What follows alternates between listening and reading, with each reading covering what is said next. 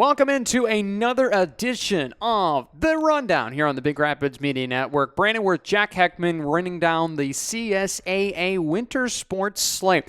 Now, we do have a confession here. We were going to talk about wrestling here today. We have unfortunately had some changing in schedules, so we will move that to next week's episode. So be sure you're on the lookout for some wrestling content coming up next week. But we have a great interview this week. Coach Darnell with Chippewa Hills joining us here. And for them overall, Jack, I mean, they've played some great basketball so far near the top of the CSAA Reds. So it's going to be really good to see what he has to say about it. Yeah, most definitely sitting in second place. Kind of a surprise. They're looking for their first winning season since 2011, so good to get to talk to him. Absolutely. A very good start for their season, and we'll talk about the CSAA games that have been played over pretty much as many games as can be played, as Mother Nature has not been cooperative whatsoever. We'll talk about games back from Wednesday of last week all into Tuesday of last night. As we're recording this on Wednesday, and we will preview a little bit of Friday's games coming up. But before we start, big thanks goes out to our sponsors, including Denny's Muffler and Brakes, just down there Northland Drive on State Street in Big Rapids. They can help fix you up no matter what it is for your car this winter season.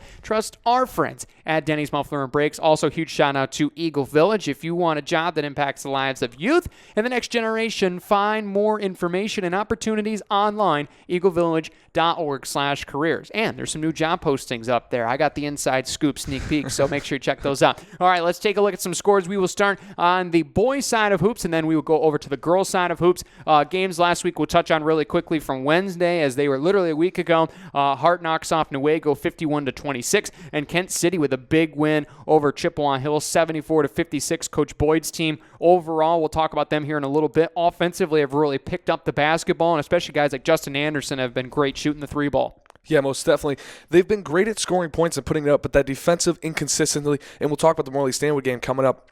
They just got to find it. They're allowing teams to score points, but they do have the ability to put points on the board, which has provided them big-time wins. I mean, their length defensively is very, very impressive. Lakeview gets their first win of the season. Congrats to Coach Guy against Holton, but it wouldn't be the last of Lakeview. We'll talk about that in a little bit, but a big win there for them. And the only game on Friday that was played was a thriller. If you like three-point shooting, well, you were treated to a fabulous basketball game, 72-61. Both teams double digits in threes made. I mean, just fill it from anywhere. But Morley Stanwood gets a much-needed 11-point win, and that's a big win for Morley Stanwood, as they've been up and down a little bit recently, but Coach Cummings' group, especially behind Garrett, who's played great over the last couple of games, being able to fill it, get the win, huge for their conference standings. Yeah, most definitely. Both those teams still trying to chase the Hornets in first place, but you mentioned it. Both teams absolutely shot the lights out of the gym, and that's the thing Morley Stanwood's had success doing. They are a great three-point shooting team, and that's what they'll continue to do so throughout this season. Absolutely. Lee Corso not so fast. However, on Tuesday, the Cardinals knock off Morley Stanwood 82-64 at home. I mean, how about that win for Coach Thomas's group? Cole Heiss played very, very well, and outside of him, consistent scoring away from three in Navy. That's what they've been waiting for all season long. Yeah, most definitely. Trenton Muscle able to put up a good majority of the points. Same thing with Lee McLaughlin. Kind of a coming out party for him in his second game back from injury. This is a team that struggled at the beginning of the season putting points on the board, and now they've kind of found they're in the last 6 quarters of 19-plus points. So they're finding the offense. Defense will come eventually. Absolutely. Looking at some other games as well, Central Montcalm defeats Newaygo 73-42. Big win, and for Central Montcalm, I mean, the awakening after that Grant game. They've been on a tear the last couple games. Grant, speaking of which, 40-point winners over Ravenna. That Ravenna team is a good team. So I don't know what's in the water in Grant, but Coach George has got that team humming. I mean, Phillips, that entire roster is just playing lights out right now. So impressive. Kent City, 62-58. Winners over Reed City. I got to watch this game in person. Reed City had a lot of chances to win this game. A lot of missed inside 7 feet. They shot the ball pretty well from outside. A couple of guys hit or miss. But overall, Reed City had a chance to win this game. Unfortunately, now third loss on the season by less than 4 points. Coach Walsh knows this team is improving. The guards, especially Durmeyer and Ween, have played very, very well. A couple of the other guys, like Duchesne, had off nights, but overall, it will come. This has been a tough start for them, but overall in the second half, strength of schedule will get easier. Yeah, most definitely. They're sitting at a pretty good spot right now. tied for third place, in the CSAA boys with Big Rabbits, who they already beat earlier in the season. They got some big-time games coming up, and this is a team who has played some pretty good games, but also, like you mentioned, has had their struggles against teams like Morley Stanwood and then the Kent City Eagles last night. They'll find a way to figure it out with the favorable schedule coming up. Absolutely. They'll play some good teams upcoming. Lakeview pulled off what we would argue the upset of the night, knocking off Tri-County 54-52. How about Coach Guy Squan? I mean, this is a very good Tri-County team. I mean, we've seen them play well. They've had some upsets overall this year, and they got some great guard play, with guys like Ryder, especially guys as well like Button, as these athletes playing really good basketball. But how about Lakeview? I mean, Coach Guy, his offense right now, 65 and then 54, and this is a team that's averaged 31 on the year. They're starting to fill it, and they're starting to shoot it. Yeah, most definitely. First 2 wins of the season. First back-to-back wins since last season, where they beat the exact 2 same teams in Holton and Tri-County in January. So this is a team that's trying to figure it out. They're putting points on the board with 65 and 54 respectively. So they're going to figure out a way, and they got some teams coming up where they got to look to do the same thing, and now there's a little bit of hope in that water over there in Lakeview. Absolutely. We'll see what they have upcoming for the next couple weeks. And finally, Chippewa Hills victorious 65-20. Absolutely just dominant performance there from Chippewa Hills. I mean, you look especially at the Chapman brothers, Sawyer finishing, I believe, with 21 points, Maverick with 14. Just overall overpowering effort from the Warriors. And White Cloud, just Coach Jones, we've seen in years past teams that can shoot the 3 ball, they can fill it. This year, it's been a little bit tougher. Yeah, most definitely. It's been a struggle, but going back to the Chip Hill side of things, this was an amazing bounce-back win after a struggle bus against Kent City. Come out, put 65 points up on the board, and win by 45 points. That's how you answer a call right there. Especially with a conference win they are looking to make, especially here on Friday, as they were, canceled overall last week. So a lot of these teams looking to make up conference games. So we're going to see 3 and maybe, might I say, 4-game weeks later on. We have no idea what Mother Nature has in store. I just got a cold weather alert on my phone, and I thought it was over. So apparently not. So we're going to have to wait and see what happens. Speaking of which, let's flip out and over now to the CSAA girls. Some scores to run through. Kent City earlier on last week on Wednesday the 14th knocks off Chip Hills 49-22. Big win there for them, as well as looking at some other games. Morley Stanwood, Kent City. We were watching this game. We were talking about this game. We were hyping up this game, and it certainly was worth it. 64-62. Morley Stanwood did a fabulous job of putting their foot on the pedal early in the first half and the second half. Give credit to Kent City. They were resilient the whole way in Morley's gym, but overall, Post just played very, very well for Morley Stanwood, and they rebounded just enough. Yeah, most definitely. We talked about, you mentioned it, hyping this game up. This game has lived up to all the hype. This was early candidate for Game of the Year. Absolutely. Breckenridge and Lakeview squared off. The Wildcats fall 56-21. That score final from January 16th. No scores reported from Monday, but we do have some from Tuesday last night. And notably, I would obviously think that this has to be our number 2 game of the year. Central Montcalm Newaygo. The Lions win by 1 in the final seconds, 50-49 at Central Montcalm. For Newaygo, Coach Tomzema, great athletes looking for the wins. Now they got it. That was a signature win, and that's going to propel them forward. They're resting up a couple games upcoming. Big-time win, and this is a big-time game for both these teams. Both these teams get what it feels like to play in a hard-fought 4-quarter game, and now the Lions come out. They got a little bit of momentum coming up. How can they carry that into the upcoming games? Absolutely. Tri-County, 67-28 victorious there against the Wildcats. If you're the Vikings, you're looking at momentum. You pretty much got it. That is exactly what you want. That coaching staff, new into the program, wants to see that type of offense pretty much more consistently. So far, showed in 1 game. Now we'll see if they can stretch it 2 or 3 up in the next couple games, which will be tough games in the M37 teams. Yeah, most definitely. Those are 2 tough upcoming teams with Grant and Newaygo. They got to figure out a way, though. They put a lot of points up on the board. Can they consistently do that? Has been the question all season long. Now they'll have the ability to try and answer against a team who we just talked about, Newaygo, who's got momentum. Absolutely. Reed City, Kent City fought hard. The Coyotes did, but they fall 50-31. Kent City has just been so good defensively. I don't think we've talked as much about how good this team is defensively. They are pretty much firing on all cylinders. Coach Mail's done a great job. Outside of that Morley Stanwood game, they've kept their last, I believe, 5 or 6 games, teams under 35. You're doing something right if we're talking about those stats. Yeah, 100%. An absolute amazing defensive season so far.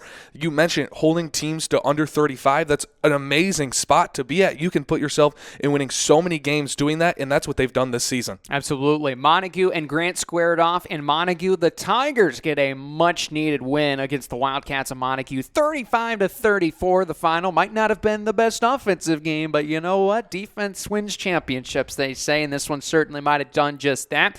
Big-time game between Chip Hills and White Cloud. It's the Warriors that knock off White Cloud in their building, 51-43. Big game overall for the Warriors. And then the much-anticipated game that we didn't see last year, saw this year, and it was as good as advertised. Molly Stanwood hosting Big Rapids. It's the Cardinals and Coach Heist team that knock off Coach Ravens. Mohawks undefeated no more. Well-anticipated matchup overall. The Frickies made some great plays for the Cardinals, but some of their outside players made enough plays when it mattered most. Yeah, most definitely. This is a team that now has won 4 games in a row, and they sit 30th in the state for NPR. That doesn't sound that great when you say 30th, but when you realize how many teams play girls basketball, that is very impressive on where they sit and the teams they've played, such as Spring Lake and Covenant Christian being their only 2 losses.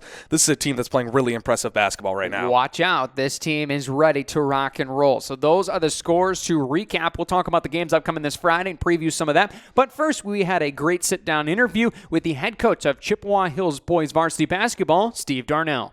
Now joining us here in the interview room, special edition of this rundown interview, we got head coach of varsity boys, Chippewa Hills boys basketball, Steve Darnell. Coach Darnell, thanks for joining us here on the program. Yeah, Brandon, thanks for having me. Obviously, great start to the year for you and your team, 6-3 on the season. Just talk about first couple games in the books here, entering the second half of the season. What are your thoughts on how the season's went so far and how your team's played? Yeah, the guys, they make it real easy to come to practice every day. They're just there for each other. Good group of kids. They all get straight A's, so I don't have to worry about them getting into trouble. We've had some snow day cancellations. We were actually supposed to play tonight, but that game got canceled. But you know, the people making those decisions are doing what's best for everyone's safety. So we understand that. So it's been a little hard to get into a rhythm. You know, we scout and report for one team and then throw that out the window and get ready for the game tomorrow. We're supposed to play White Cloud. So absolutely. Mother Nature has not been cooperative to any of our teams so far this winter. But for you, especially looking back at the first 2 years for you, 5 wins and 6 wins, and now you've reached that clip already in 9 games this year. Just talk about the team's improvement over the last 2 seasons, as well as what you've noticed the buy-in and what this team's gotten better with. I think the main thing we always talk about grit, which is getting a hit, you know, rebounding, intentional communication and transition, and they've really bought into that and just playing hard. And we've found some ways to make some baskets this year that has really helped. You know, they've put in a lot of work in the off season, which is kind of translated into the real season. And I know people want to look at records, but I try to tell the kids not to look at that stuff. Or, you know, the years I coached golf, you don't look at the rankings, you got to go out and play. And that's just the way it goes. For sure. And I know you've been led by a couple of your star guys. Maverick Chapman, I know many people know, double-figure point scorer this season on average, as well as some of your other key pieces like Arntz, as well as some of your other athletes. Just talk about those guys and what each of them brings to you and your team. Yeah, Maverick brings a lot of scoring, obviously. He plays a lot of minutes. He's probably the leader of our team. He's one of our team captains. You know, he's got a good mid-range game, can shoot from the outside. And he's someone we look to help us score throughout the games. Jackson is a on-ball, off-ball defender. He can score it. That's kind of the nice thing about my team this year is any one of the 10 guys that I have on the team could put up 10 to 15 points. So it's not really just stopping one player this year. For sure. And you mentioned the defensive side of the ball, been a very impressive looking just score tracking for your team through 9 games this year. Only 2 teams have gotten above 50 points. Talk about the defensive side of the ball for you as a coaching staff, as well as the emphasis on the floor with your opponents. Yeah, we always want to have a good ball pressure and good help defense, and then finish that defensive trip with a box out and a rebound so we can get out and maybe get some easy points. Our 3 losses, Central Montcalm's having a great year this year. They're well coached and they play really well. Grant is, Grant, they're solid per usual. And, Kent City, we've never matched up well with them. They got a really good group that they just seem to have our number. So each night we just try to say, all right, we want to go 1-0 tonight. I know that's typical coaches talk, but that's what we try to stay focused on. Absolutely. And you mentioned the games upcoming this week as we're recording this, White Cloud and Big Rapids. For both those games, for you guys, especially being at home, just talk about that atmosphere, what it provides for your team, and as well, two games that bring a little bit more of maybe not a full rivalry, but a little bit in close proximity with those two schools. Yeah, White Cloud, they've had the same issues we have as far as playing, 3 games in a week with all the snow days. So I'm not sure if they ever end up play tonight, but that'll be a good home test for us. And then, Big Rapids is going to come in and, obviously be upset and want to avenge that loss early in the season. And, I know that they'll be playing hard and physical like they normally do. Cole Heiss is a great player. I mean, it's going to be hard to stop him. He usually gets 20 or more. And then they got plenty of other guys that can get it done. I think Friday's our elementary night, so we should have a lot of little kids in the house. So that'll be kind of fun for them. And hopefully the band will be there. They always do a good job. Absolutely. And you got some other great games coming up here, especially the non-conference schedule with Breckenridge and Alma, 2 very good teams in NPR this year. Just talk about you as a scheduling philosophy as a head coach, getting some of those games and how you feel that'll help your team going into late February, early March. I think, we try to pick up Alma, Breckenridge. We tried to pick up Midland, which is a bigger school. I think sometimes playing that competition doesn't allow for you to take a break. Sometimes if you play a team that you might get the win, and I know parents and people want that, and I want to win the games too, but I would rather have a competitive match than someone. It's no good for any team to go in winning or losing by 40. I think that's just a waste of a night in some respects. So, we tried to pick up good games every night, and our conference is always really tough. So that's kind of what we're looking to do when we schedule. For sure. Coach, well, thank you so much for joining us. I got one more question for you. I know there's probably some Warrior fans tuning into this interview. What's something you want to tell them going into the second half of the season for you and your team? Maybe something to look out for, as well as things your squad's looking to improve going towards the playoffs. Well, I think one of the things I write on the board before every game is let's go out there and make your parents proud. And that's something that I want to continue to have them do. Win or lose, as a parent myself, I want to see my kid being a good teammate, playing as hard as they can, and, help the other team up if they go down. And we're competitive. I mean, we want to win the game, but once it's over, hey, you shake their hand. And even if you don't have a lot to say, sometimes it's just shake their hand and move on. So, I want the kids to continue with that mindset, and I look forward to every night and giving our best effort every night we go out there. Absolutely. Well, thank you so much, Coach Darnell, for joining us here on the Rundown, and good luck to you and your Warrior team the rest of the way. Hey, Brandon, thanks for having us. Big thanks to Coach Darnell for joining us here on the show. Glad to hear his insight, and Chip Hills is back in basketball. I mean, it's a good time if you're a Warrior fan. Yeah, most definitely. This is a team that wants to get back to their winning ways. They've struggled really over the last, 15 years. This may be the time where they push themselves over the top, and a playoff win, maybe 2, maybe 3, maybe it's a team that goes on a run. Yeah, it's going to be really fun to watch. Let's preview some games upcoming on Friday of this week. This will be January 23rd games. We will start with the boys. Grant against Tri-County. I mean, look, Grant, a team that averages almost 70 points a game. Going to be an uphill climb, to say the least, for this group of Tri-County. But overall, I mean, you got to put your best foot forward. And, hey, you got to put on a good show for your home fans. Yeah, most definitely. This is a game that's, it's going to be a struggle for 4 quarters. And Grant is the type of team that can come into your place and just embarrass you for 4 quarters. Tri-County cannot let that happen. They have the ability to score points and play good defense. They had a really good press against Big Rapids. When I saw them, they got to really implement that against Grant. Yeah, that's going to be interesting to watch. Kent City will be hosting Lakeview. 6-5. The Eagles should roll this one. However, Lakeview's won their last 2 games. Jack, I think you might like the Wildcats in this one, perhaps. Yeah, I think the Eagles might potentially be on upset watch just because Lakeview's won 2 games in a row. Momentum is a dangerous thing in the sport. In all sports, momentum is a dangerous thing, and that's exactly what the Wildcats have right now. We'll wait and see. And Kent City, we wouldn't necessarily make this, but you look at guys like Andre Meade that are hurt right now. Kent City is a little bit low on numbers, and that actually hurt them against Reed City. But Coach Boyd, very good fundamental group that can shoot the 3. We'll see if Lakeview can take that away. Molly Stanwood hosting Central Montcalm. For Central Montcalm, they are rolling. They got the length right. They got the guys out on the edge. I mean, you got Johns. You got guys, especially like Cooper, that can fill it outside of Ralston. But you're looking at Zablakis, and you're looking at Molly Stanwood's length down low. And, hey, can Molly Stanwood fill it from outside 12 times? If they do, they have a chance. If they can't, it might be a little bit of a long night. Yeah, most definitely. We talked about earlier the fact that Morley Stanwood hit double-digit three-pointers. They were not shooting the ball that well against Big Rapids. They got to get back against this. But I think this is a good matchup for both squads. I think they can both pick apart each other's defenses and offenses and find ways to beat each other. This should be interesting. Could be a chess match between these two teams. Certainly could be. Reed City hosting Newaygo. Both teams just looking to try to see if they can get some momentum.